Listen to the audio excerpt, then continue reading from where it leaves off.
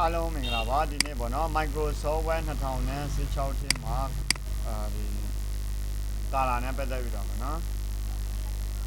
ကာလာနဲ့ပတ်သက်ပြီးတော့ကျွန်တော်တို့ပြပြပေးမှာဖြစ်ပါတယ်ကာလာ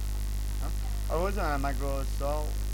Word ထဲမှာဆိုရင် Microsoft Word 2016ထဲမှာဆိုရင်ကာလာဒီပုံစံမျိုးကိုသူက original default တိုင်းပါလာတာဖြစ်ပါတယ်ဒါဆိုရင်ဒီကာလာကိုကျွန်တော်တို့ကကာလာစကရင်ပြောင်းမှာဖြစ်တဲ့အတွက်သူက page ကိုတော့ပါတယ် home ထဲက page ကိုတော့ page မှာ set default page ကိုနှိပ်ပါတယ် set default page မှာ generate ကိုဝင်ပါတယ် generate မှာ office thing ဆိုပြီးတော့ပါလာတယ်ပေါ့နော် office thing 2016ပေါ့နော် office thing ဒီ Microsoft Word 2016ထဲမှာ office thing နေနဲ့စာသားတွေပြောင်းပြီးတော့လာတယ်တခြား software တွေထဲမှာကြတော့ color screen ဆိုပြီးတော့တခြား software ဆိုတာ Microsoft 2013 2010မှာကြတော့ color screen နေနဲ့စာသားလေးပါတယ်ဒီ2016မှာကြတော့ office thing ပေါ့နော် office thing ဆိုပြီးတော့ပါတယ်အဲ့မှာ colorful ကိုကျွန်တော်တို့က white ရွေးမယ်ဆိုရင်တော့အဖြူရောင်ဖြစ်သွားတယ်ဒါကြောင့်အဖြူရောင်ကြီးပဲဖြစ်သွားတယ်အဲ့ဒါကို colorful ပြင်လုပ်မယ်ဆိုရင်ဒါ office thing ထဲမှာpage 34 page အဲ့မှာကြတော့ generate ထဲမှာ white အစားကျွန်တော်တို့က dark gray နေပြီးတော့သုံးမယ်ဆိုရင် okay နဲ့လားဒါဆိုရင် dark gray ဒီ dark gray ကိုတော့တော်တော်လေးကြိုက်ပါတယ်သဘောကျတယ်မျက်လုံးအေးတာပေါ့နော်ဒီ dark gray နဲ့သုံးမယ်ဆိုရင်နော်ကဲဒါဆိုရင်ကျွန်တော်တို့ကပြန်ပြောင်းရင်လည်းဆိုရင်ပြောင်းလို့ရပါတယ်ပြောင်းမှာဖြစ်တဲ့အတွက်ဒီနေရာမှာmore commands ကိုနှိပ်ကြည့်အောင် more commands ကိုနှိပ်လိုက်လို့ရှိရင်လေသူက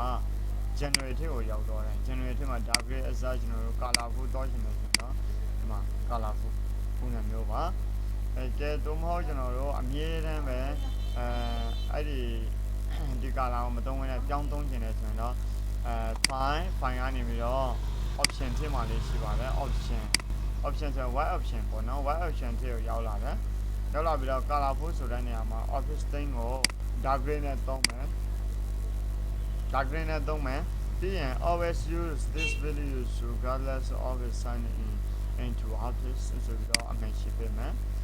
အမှန်ရှိပေးပြီးတော့နောက်ထပ်ပါတယ်လုပ်လို့ရတယ်လို့ဆိုရင်screen show picture description in screen tips တိုင်းမှာလည်းမိမိတို့လိုချင်တဲ့ဟာလေးတောင်းလို့ရပါတယ် don't show screen tips ပေါ့နော်ပြီးရင် okay နော်ဒီမှာ real time collaboration option don't show screen tip ကိုနှိပ်ထားလိုက်လို့ရှိရင်တော့ဒီကနော် show user interface option ထဲမှာဆိုရင် show menu toolbar on selection enable live preview ဝယ်ရတယ်သူက live preview ပေးတယ်ဆိုတော့အဲ့ဒါပဲပေါ့နော် show menu toolbar on selection show menu toolbar on selection လုပ်လိုက်လို့ရှိရင်ကျွန်တော်တို့ show menu toolbar ကို select ဖြုတ်တဲ့ဟာရှိတယ် select ကဲဒါဆိုရင်ကျွန်တော်တို့အခုပေါ့နော်ဒီဆိုပါတော့ကျွန်တော်တို့ကဒါလောဆယ် okay ပေးလိုက်မယ်ဒီမှာကျွန်တော်တို့ select မှတ်လိုက်တယ်ဆိုပါတော့ select မှတ်လိုက်တဲ့နေရာမှာ color mini toolbar ဆိုတာပေါ်လာတယ်နော်toolbar mini toolbar ပေါ့နော်အဲ့ဒီ mini toolbar select မှတ်လိုက်တဲ့နေရာကိုသူက mini toolbar လိုက်ပေါ်ပေးတယ်သူကဘာလုပ်ချင်တယ်ညာလုပ်ချင်တယ်uni ဒီမှာဆိုရင် underline တားချင်တယ်ပေါ့နော်အဲ့ဒါမျိုးတွေလုပ်လို့ရအောင်အတွက်သူက select မှတ်လိုက်တာနဲ့သူကဘာဝင်လဲဆိုတော့ mini toolbar လေးဝင်လာတယ်အဲ့ဒါလေးကိုကျွန်တော်တို့ဖြုတ်ထားချင်တယ်ဆိုရင်ဖြုတ်လို့ရသလားဆိုတာကျွန်တော်တို့အဲ့မှာfile ကနေပြီးတော့ option ထဲဝင်ပါ option ထဲမှာကြတော့အဲ့ဒီ show mini toolbar on selection ကိုဖြုတ်လိုက်လို့ရှိရင် okay နဲ့လားဒါဆိုရင်ကျွန်တော် select မှတ်တော့ mini toolbar ဟာပေါ်မလာတော့ဘာလို့ဆိုတော့ show mini toolbar ကို selection ချက်ခမဖြုတ်ထားတဲ့အတွက်ပေါ့နော်သူက select show mini toolbar on selection ပေါ်မှာ show mini toolbar ကိုအမှန်ရှိဖြုတ်လိုက်တော့သူကအဲ့ဒီအလုပ်ကိုမလုပ်တော့ဘူးပေါ့နော်enable live preview ကတော့ပေါ်နေသေးတာပေါ့နော်ဆိုပါတော့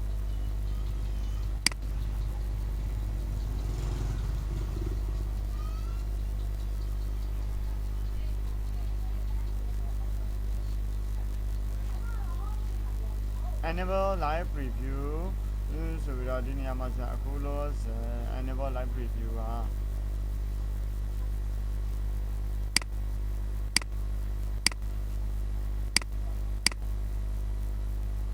ဒါကြောင့်မပေါ်တော့ဘူးပေါ့နော်မပေါ်တော့ဘူးလို့ပြောမှာပေါ့နော်အခု live preview မရှိဘူးအဲ့ဒါကို file option ကနေပြီးတော့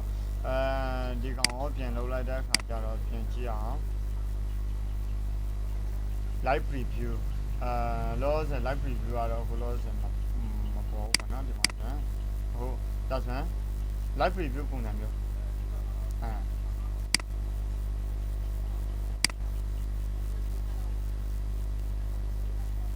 ဒီမှာဆိုရင် live preview ပေါ်ဘူးလားကြည့်အောင်ဒီကောင်နှိပ်လိုက်တယ်ဘို့ control B နောက်ပြီးတော့ italic နော် italic နောက်ပြီးတော့ဒီဘက်မှာဆိုရင် underline အဲ့ဒါလေးထုတ်လိုက်တဲ့အခါကျတော့ဒီက live preview မရှိတော့ file ကနေပြီး option မှာနေပြီးတော့ enable live preview ကိုထုတ်လိုက်တယ် update document content while dragging update document content while dragging ကိုလည်းထုတ်လိုက်တယ်ပြန် OK နဲ့လိုက်တယ်ဒါဆိုရင်မပေါ်တော့နော် live preview လေးမပေါ်တော့နောက်ပြီးတော့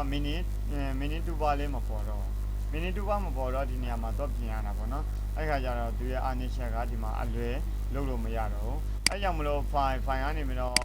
option ထည့်မှာshow mini tuber ရဲ့ enable live preview ရဲ့ update document content while dragging ရဲ့နော်အဲ့ဒါလေးတွေကိုကျွန်တော်တို့ကထည့်ပေးရတယ် now don't show screen D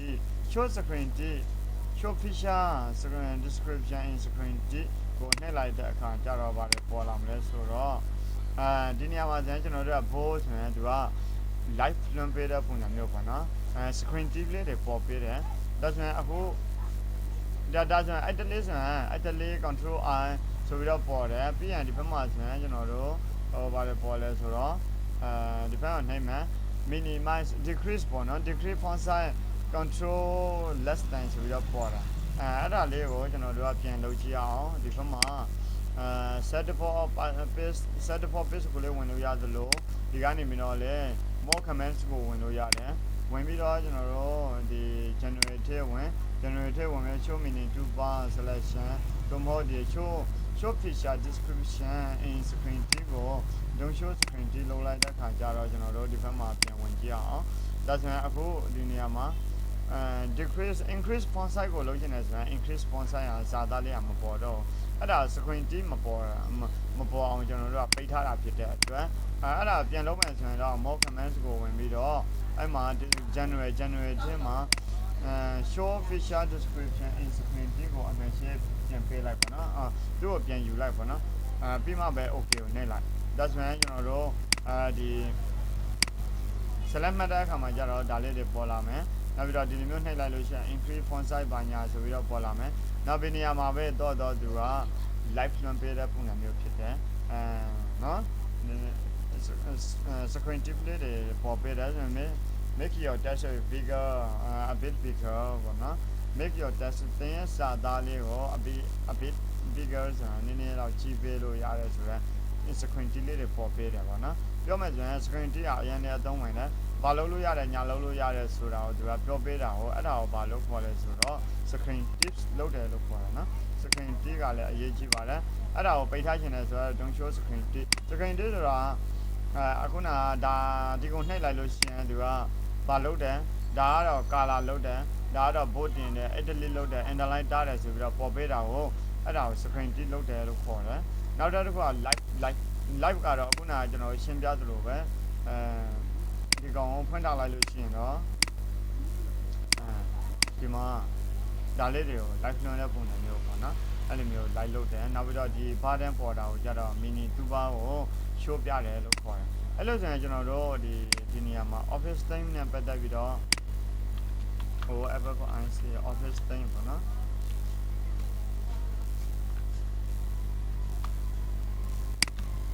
theme theme office theme ပေါ့နော် office theme နဲ့ပတ်သက်ပြီးတော့နားလည်လေးမြင်လို့ယူဆပါတယ်အားလုံးပဲကျေးဇူးတင်ပါတယ်အကြောင်းသူအကြောင်းသားလေးတွေဒီ function လေးပေါ့နော် office theme function လေးကိုအသုံးပြုနိုင်ပါစေနေရာဘယ်နှစ်နေရာလဲဆိုတော့နောက်ထပ်တစ်ခေါက်ထပ်မှတ်မယ် home ကောင်းစဉ်အောက်က home တက်အောက်က set default page တနေရာနောက်ပြီးတော့ဒီနေရာမှာ create access toolbar က more commands ဆိုတဲ့တနေရာနောက်ပြီးတော့ဒီ file ဆိုတဲ့နေရာ option ဆိုတဲ့တနေရာသုံးနေရာကနေပြီးတော့ကြိုက်သလိုဝင်ပြင်လို့ရတယ်ဒါဆိုရင်ဒီသင်ခန်းစာကိုဒီမှာပဲရန်နာလိုက်မယ်အားလုံးပဲအဆင်ပြေကြပါစေ